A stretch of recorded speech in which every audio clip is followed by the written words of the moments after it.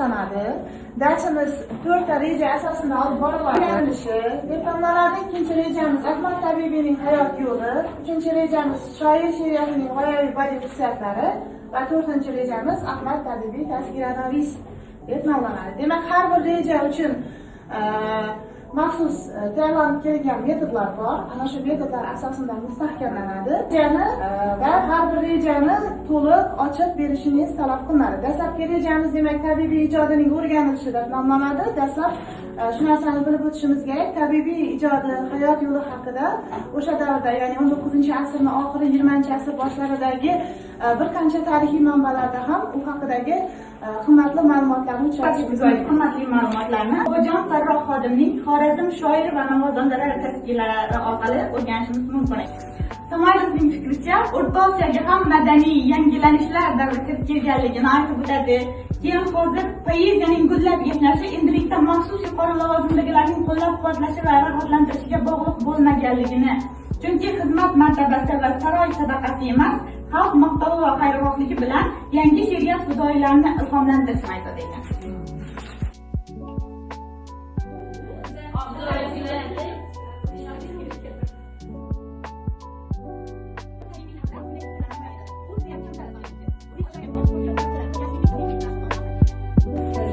Birinchi reja asosida tayyorlab kelingan shartni bajarish uchun ikkita talaba chiqdi. Endi ikkita talabaga tushuntiring.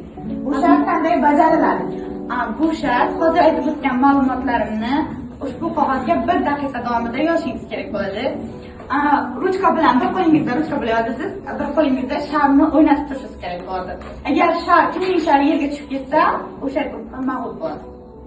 Tushunadimi? Tushunadi.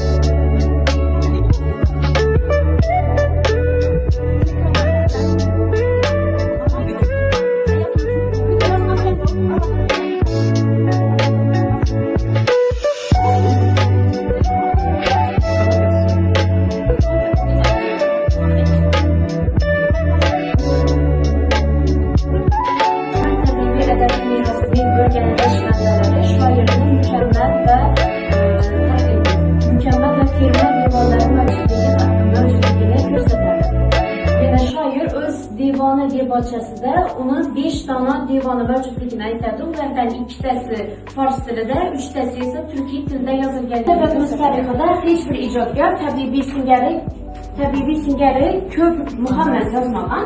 Uni 80 dan ortiq ijodkorlarni g'azallarini, muhammaslari, bog'langan muhammaslari mavjud hisoblanadi. Ahmad Tabibiy lirik merosi janriga ko'ra tasnif etilsa, shoirning ijodiga demak, qaysi janrlarda ijod qilgan Tabibiy?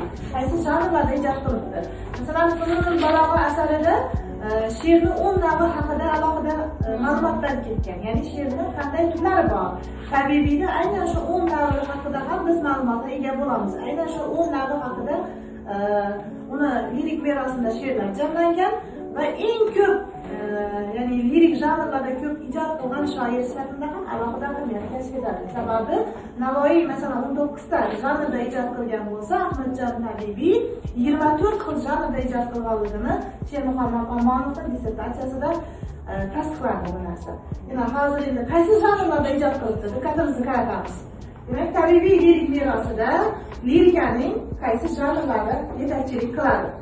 G'azal, masnaviy, farq, ruboiy, tuyuq, chiston, tarix, murabba, muhammas, musaddas, musabba, musamman, mukassam, muashshar, qasida, tarjiba, mustazod, bahrnoma, soqiynoma, shiru shakar, barsoqi kabi namunalari mavjud.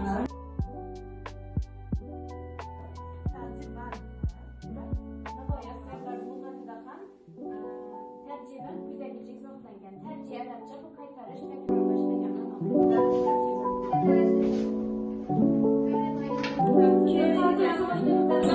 meni metodim meni qanchalik bilasan deb nomlanadi va bu tarqatma material hisoblanadi. Har bir guruhga tarqatiladi hamda guruh a'zolari ushbu savollarga javob berishi kerak bo'ladi. Bajarish uchun 5 daqiqa. 5 daqiqa.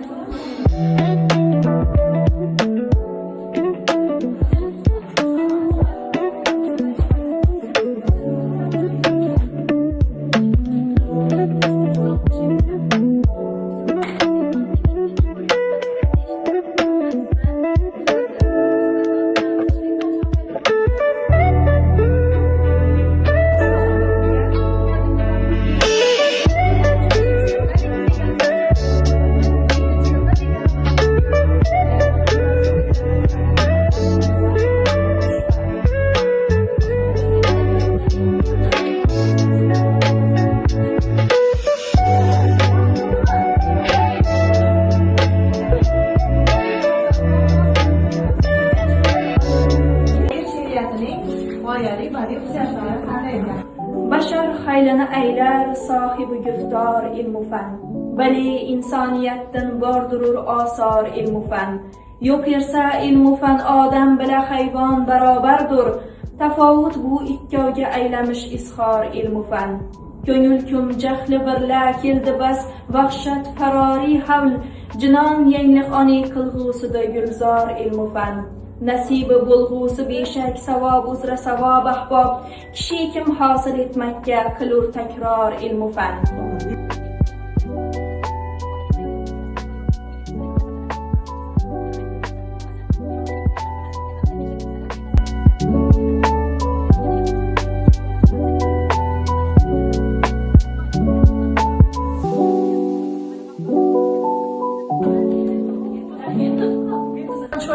Nomlanadi. Oldin birinchi, ikkinchi guruhdan, keyin 3-chi, 4-chi guruhlardan bir talaba chiqib, plastik nashalar orqali chuvalchangga qarab puflashadi va kimning chuvalchangi parta oxiriga birinchi yetib borsa, o'sha talaba tabibiy ijod haqida bir ma'lumot aytishga muvaffaq bo'ladi. Agar bu ma'lumot to'g'ri bo'lsa, unga 2 ball beriladi. Yutqazgan jamoa ball qo'lga kiritmaydi.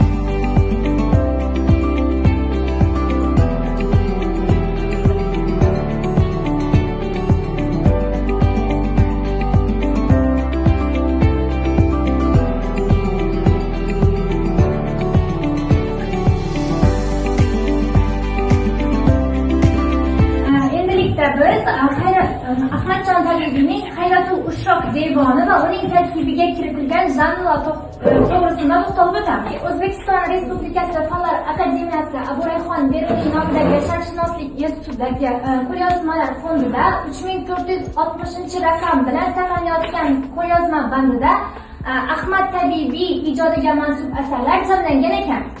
Shoirning ushbu devoni maxsus debochasiz baslama, basmala va hamd va nat g'azallari bilan boshlangan. Hayratul Ushroq devoni tarkibiga g'azal, mustazod, murabba, muhammas, musaddas, musamman, tarjiban, masnaviy, ruboiy, va bahri tavil qasida kabi 12 ta janrdagi lirik asarlarni Hayratul Ushroq Ahmad Tabibiy lirik merosini tadqiqi shoirning mumtoz adabiyotimizning barcha janrlarida yuqorida aytilganidek barcha janr turlarida ijod etganini ko'rsatadi. Biroq shoir turli janrlardagi she'rlarining devonlariga taqsimlab kiritgan ekanligicha.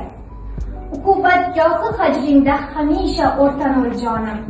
Falakka yetdi sansiz har kecha faryodu afg'onim. Savodi zulfingga qilg'och nazaro ushti iymonim.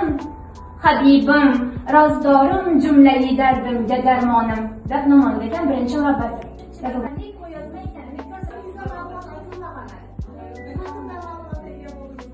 Yoki bo'lmasa devonlar haqida gapirib ketdi.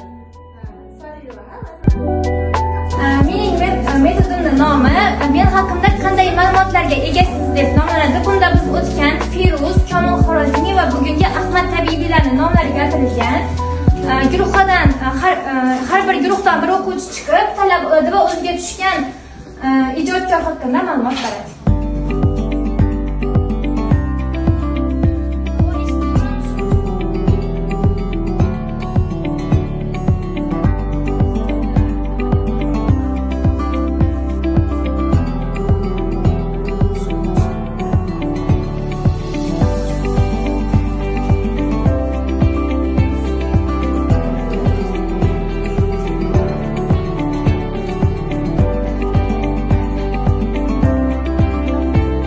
Hamda chaqqonlik va tezlik talab etiladi. O'yinimizning qoidalaridan kelib chiqib, harakatda barakat deb nomlasak bo'ladi. Harakatni shirinlik yeydi. Shartni bajarganlaringizda oxirlardan bajarib bilsangizlar prizni olasizlar. Bo'lmasa savol beraman, javob berishlaysiz.